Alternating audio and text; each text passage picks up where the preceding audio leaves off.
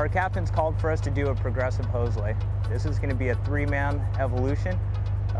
What we'll start with first is the nozzle person, then we'll move back to the hose person, and then finally to the clamp. So starting off, if you're on the nozzle, you're going to use your 100-foot starter roll with a T and your Ranger nozzle, and then you'll also need a gated Y. We want to make sure we have a gated appliance at the bottom of our hose lay in case we have to swap out pumps. So first thing, I'll connect my gated Y, I'll check for a gasket, and make my connection.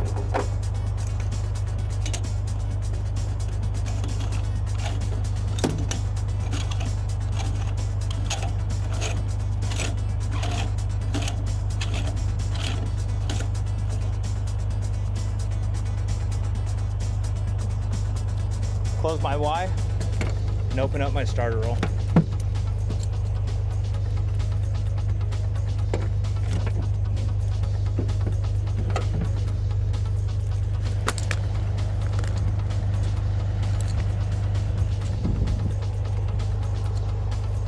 When I set out my hose pack, I want to make sure that the coupling is going to come off evenly and it's going to pay out clean when I go to charge it. Gasket. I'll always check for a gasket and obstructions before I make any connection.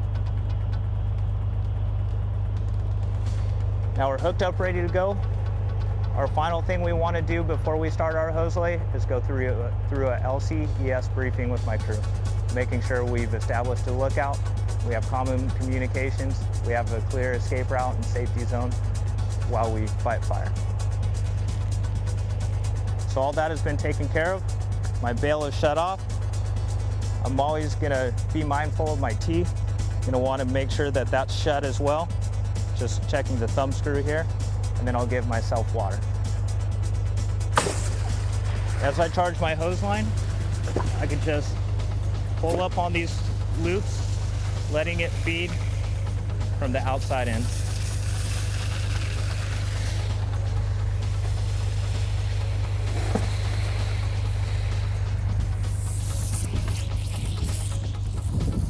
All right, now I'm going to check out my nozzle. I know that all the way to the right is going to shut me off.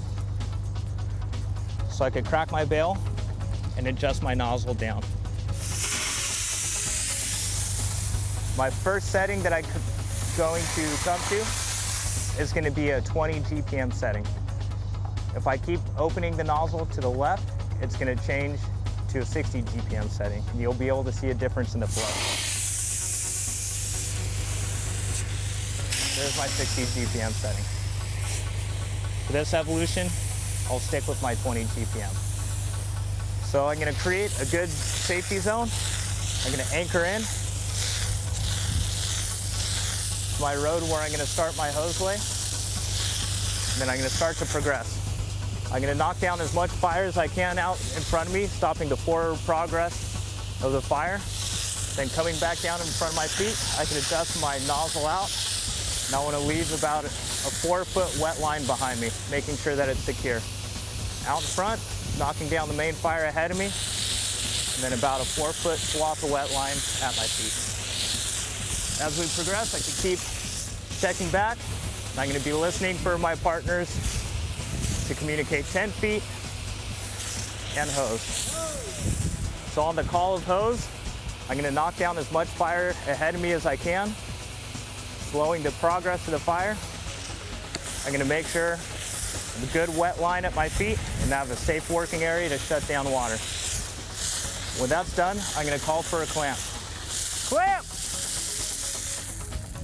As I call for a clamp, I'll leave the bail cracked, allowing the extra pressure to bleed off. Now when I break my connection here, I have my T and my nozzle. I'm going to want to leave the T connected to the male coupling.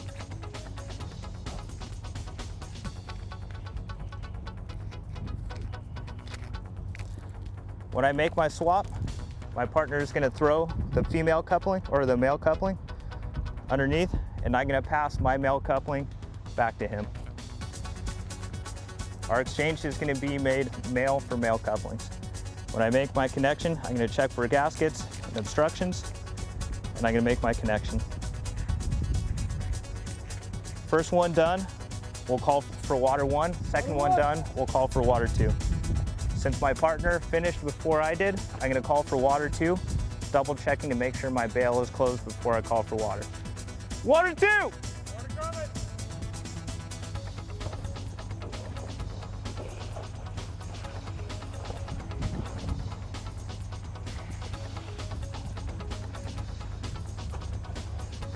I'm gonna keep the hose loose in my hands in case there are any twists in it.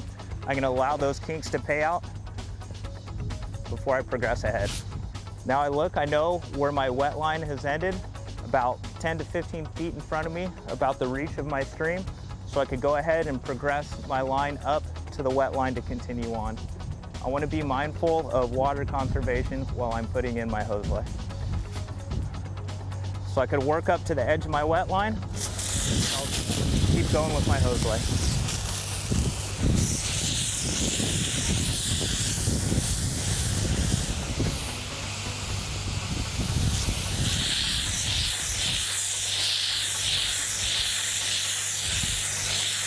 When I'm operating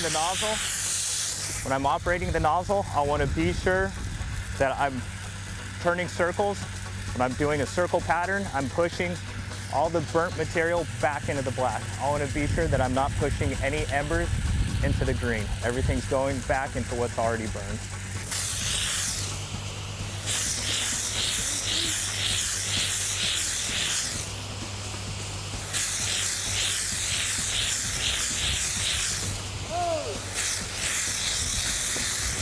Now I have the call for hose.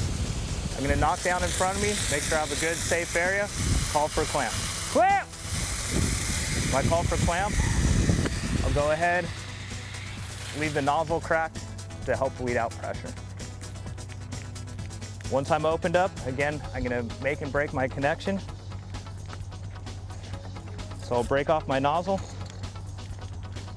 I'm gonna hold out my male coupling for my partner to receive in my right hand. My partner is gonna give me his male coupling underneath my left arm. Once I receive the second male, I'm gonna go ahead and check for gasket obstructions and then make my connection. Again, first one done is water 1, second one done is water 2. I'll make sure that my bail is shut. I'll double check my T since I have a T connected here now, that it's fully closed, and then I'll call water 2. Water 2! Water coming! And I'll keep the hose line loose in my hands, allowing any kinks coming to spin out. All right, now I'll move back to the hose position of the evolution so you guys can see the steps that you need to complete for the hose person.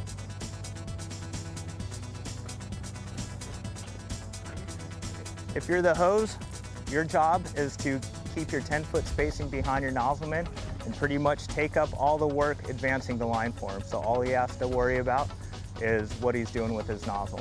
When we come up and call a hose, I'm gonna drop his hose packs 100 feet at a time. The first line that's gonna come off is his first 1.5 inches with his 1-inch lateral.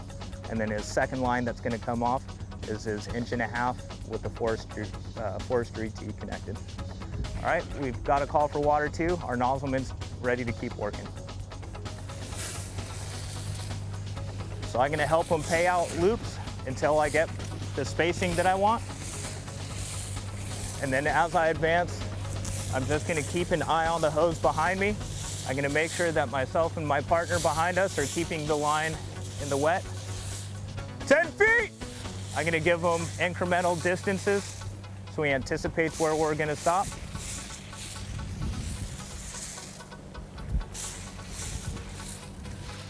Hose! I'm gonna call hose when we see that we have a lazy S. I wanna make sure not to pull the hose completely tight as we're advancing the line. After my partner calls for clamp, he's gonna bleed his line out. I'm gonna drop my 1-inch lateral, making sure that it's in the wet line so it doesn't get damaged. And then I'm also gonna drop my 1.5 inches and open it up, ready to go.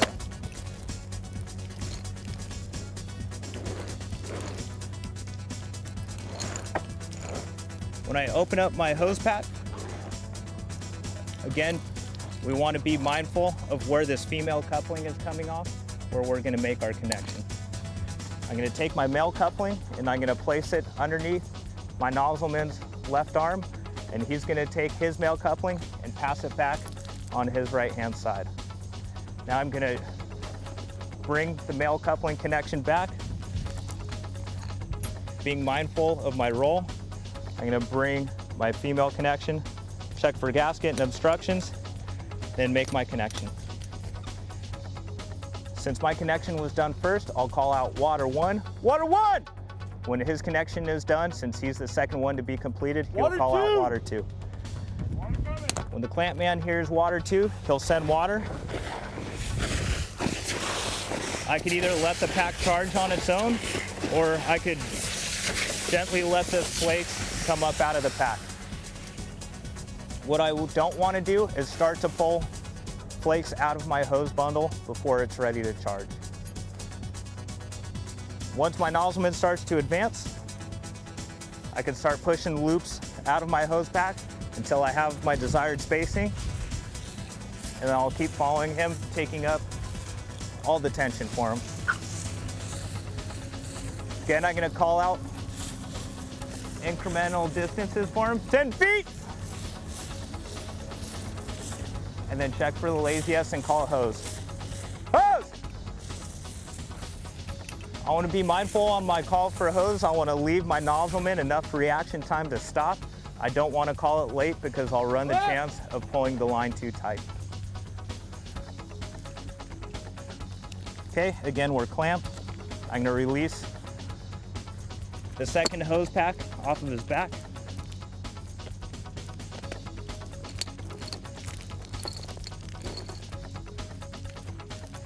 Remove my rubber bands, and I'm going to open up my hose pack. Okay, again, I'm going to be mindful of how I open it up. I'm going to make sure that the pack is opened up completely. I'm going to take the end with the male. I'll double check my forestry tee to make sure that it's shut off, and I'll place it underneath his left arm. My partner on the nozzle is going to pass back on his right-hand side my male coupling, and I'll bring it back to make my connection to make sure I don't cause any knots inside of my hose pack. I've checked my connection to make sure I have a gasket and no obstructions. I make my connection, and since I'm first to be done, I'll call out water one. Water one! Water two! Since my partner was second to be done, he called out water two. As the hose pack starts to charge, again, I could either let it do its thing and just leave it alone. It'll charge out fine. Or just to help expedite it, I could pull the folds up and let it charge from the outside in. All right, now that my nozzleman has water to his nozzle, we'll go ahead and swap positions for this three-person evolution. So my clamp will move up to the nozzle. The nozzle will move back to the hose position, and I'll stay back here on the clamp. Now as the clamp person, I'm gonna keep spacing behind my hose man. I'm gonna watch my bundle as it keeps paying out, and then I'm gonna prepare the clamp to clamp down once we get a call for a clamp. So on your clamp, you have two settings. On the fixed side, you're gonna want this pin to be on your inside setting. So I'm gonna hold my clamp here with my left hand, since I'm right-handed, holding that pin to the inside setting with the clamp hinged open. When I go to set my clamp, I'll throw the hasp over, let gravity do its thing pulling this down, and if I need to, I could use the ground as leverage to pull this bottom side closed. All right, so now that my clamp is situated in my hand, I'll help feed hose out of the hose pack as I progress along.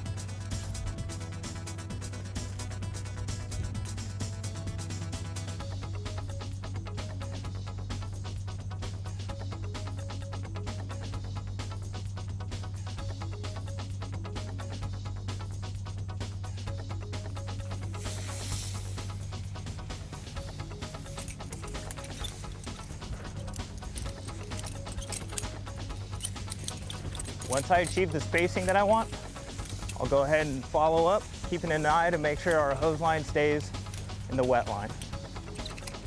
I could call out distances as well from here. 10 feet.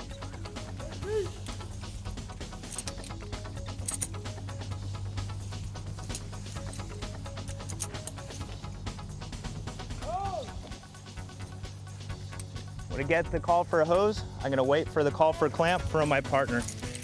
Now I'm gonna set my clamp, put the hasp up over the top, and I wanna make sure that I roll the hose into the center of the clamp. If it's too far to this open end, when I make my clamp connection, I'm gonna run into the risk.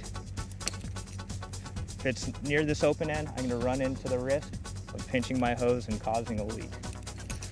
So again, I'm holding the pin, the inside detent. I'm gonna set the hasp and then roll the hose in. Now either I can use 2 hands to pull it closed, or I could use the ground for leverage to help me clamp my hose line. Once the water is shut off, I'm gonna call out, clamp!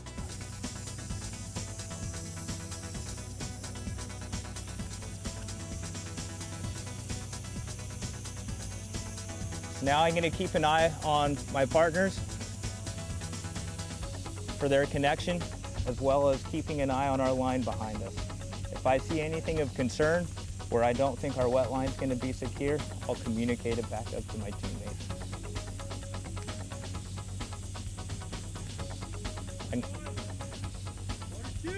I've heard the call for water 2. That's my indicator to send water.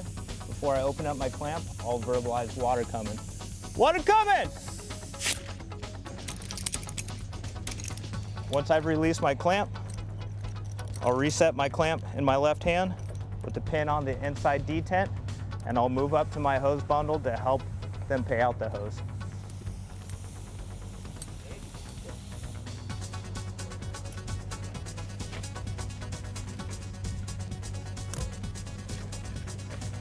Once I've achieved my desired spacing, I'm gonna go ahead and pick up a loop and help feed hose. 10 feet! Hose! Okay, again, now I could get my clamp set.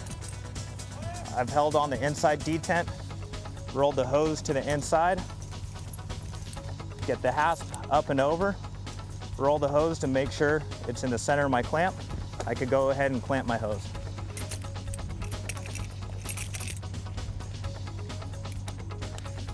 Clamp! Once I have the water supply shut off, I'm gonna call out clamp.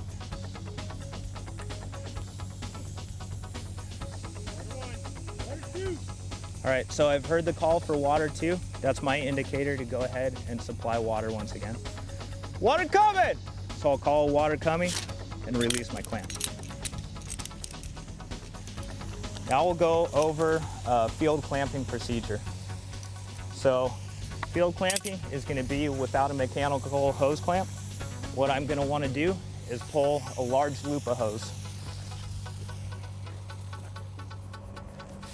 When I pull a loop of hose, I could have some different options. I could sit on this, clamping the hose, or I could fold the ears in to get myself even more clamping power. So once I'm here, I can fold this end in and sit on it. And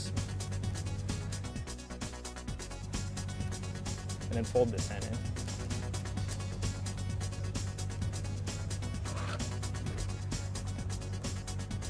That'll give me a field clamp. If I need to, I could grab my other teammates, and on the discharge side of my field clamp, I could keep putting in field clamps until our water supply has been shut off.